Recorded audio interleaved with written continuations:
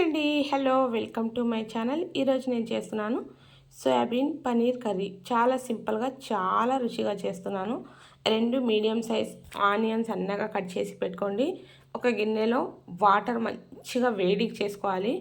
And flame బంద్ చేసుకొని soybean వేసేయండి. వేసి గిన్నె కిందికి పక్కకు దింపుకొని 5 మినిట్స్ ఇలాగే పెట్టేయాలి. 5 మినిట్స్ తర్వాత చూడండి, సోయాబీన్ క్వాంటిటీ పెద్దగా అయిపోతుంది సైజులో. సో అదే గిన్నెలో చల్ల నీళ్ళు వేసుకొని సోయాబీన్ వేసి నీళ్ళంతా పిసికి పక్కన ఒక ప్లేట్లో తీసి పెట్టుకోండి. పక్కన ఒక కడాయి పెట్టేశాను. దీంట్లో కొద్దిగా ఆయిల్ వేసి పన్నీర్ ముక్కలు వేసాను. ఎక్కువగా కలపకండి, లేదంటే విరిగిపోతాయి ముక్కలు. సో మెల్లగా తిప్పుతూ ఈ కలర్ వచ్చేంత వరకు ఫ్రై చేసుకోవాలి. అదే గిన్నెలో సోయాబీన్ వేసి ఇలా ఒక 2-3 మినిట్స్ వరకు ఫ్రై చేసుకోండి. ఇక్కడ పక్కన అయితే పన్నీర్ ఫ్రై చేసి పెట్టుకున్నాం కదా, మంచి నీళ్ళు వేసుకొని పెట్టుకోండి. ఒక గ్లాస్ వేసి పెట్టుకోండి. పన్నీర్ అనేది సాఫ్ట్గా అయిపోతుంది. సో ఇక్కడ సోయాబీన్ కూడా కొద్దిగా ఫ్రై అవుతుంది. చూసారు కదా, ఇంత ఫ్రై అయితే చాలు. ఒక కడాయి పెట్టేశాను, ఆయిల్ వేసాను, ఆనియన్ సన్నగా కట్ చేసుకున్న ఆనియన్ కూడా వేసాను. ఫ్రై అయితే ఉన్నాయి. ఇక్కడ చూసినట్లయితే పన్నీర్ ఎంత సాఫ్ట్గా అయింది చూడండి.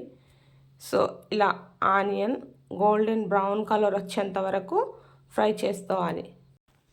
ఇక్కడ పక్కన వచ్చేసి పన్నీర్ లోపల నుంచి వాటర్ తీసేసాను. 3 టమాటాలు సన్నగా కట్ చేసుకున్నాను. చూడండి, ఆనియన్ గోల్డెన్ బ్రౌన్ కలర్లో ఫ్రై అయిపోయింది. జింజర్ గార్లిక్ పేస్ట్ వేసి ఒక 10-15 సెకండ్స్ మంచిగా కలుపుకొని టమాటో వేసి టమాటో హాఫ్ కుక్ అయిన తర్వాత సాల్ట్, ధనియా పౌడర్, పసుపు. నా దగ్గర రెడ్ చిల్లీ పౌడర్ అయిపోయింది. సో ఎండుమిర్చి వెంపుకొని మంచిగా దంచి వేసుకుంటున్నాను. మీరైతే రెడ్ చిల్లీ పౌడర్ వేసుకోండి. ఇది మొత్తం సాఫ్ట్గా ఎంతవరకు కుక్ చేసుకోవాలి, కనీసం 5 మినిట్స్ పడుతుంది.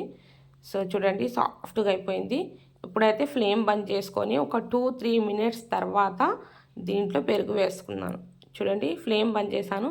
ఈ పెరుగు మొత్తం కలుపుకోండి. కనీసం 2 మినిట్స్ తర్వాతనే మళ్ళీ పొయ్యి వెలిగించాలి, లేదంటే పెరుగు పగిలిపోతుంది.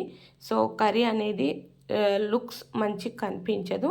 సో చూడండి, ఇలా 5 మినిట్స్ వరకు ఫ్రై చేసుకోవాలి. ఫ్లేమ్ బంద్ చేసి మంచి కలుపుకున్నాం కదా, కలుపుకొని మళ్ళీ 5 మినిట్స్ ఫ్రై చేసుకున్న తర్వాత వాటర్ వేసుకున్నాను. 2 యాలకులు, కొన్ని మిరియాలు, చిన్న ముక్క దాల్చిని, 3 లవంగాలు, 2 లేదా 3 కాజు ముక్కలు. ఇక్కడ మంచిగా కర్రీ కుక్ అవుతుంటే సోయాబీన్ వేసాను. ఒక 5 మినిట్స్ వరకు దీన్ని కుక్ చేసుకోవాలి. దెన్ ఆఫ్టర్ దీంట్లో నేను మసాలా వేసుకున్నాను. వెంబడే పన్నీర్ కూడా వేసేసాను. సో మీరు ఒకవేళ పన్నీర్ లోపల నుంచి వాటర్ తీయకపోయినా పర్వాలేదు, డైరెక్ట్గా వేయచ్చు.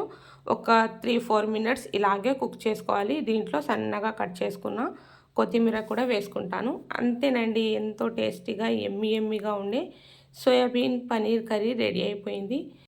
ఈ కర్రీ మాత్రం సూపర్గా ఉంటుందండి. మీరు ఒక్కసారి తప్పకుండా ట్రై చేయండి, ఫిదా అయిపోతారు ఇంట్లో వాళ్ళందరూ. ఈ వీడియో మీకు నచ్చితే లైక్, షేర్ అండ్ సబ్స్క్రైబ్ చేయండి. ఛానల్ బెల్ ఐకాన్ ప్రెస్ చేసుకోండి. Thank you.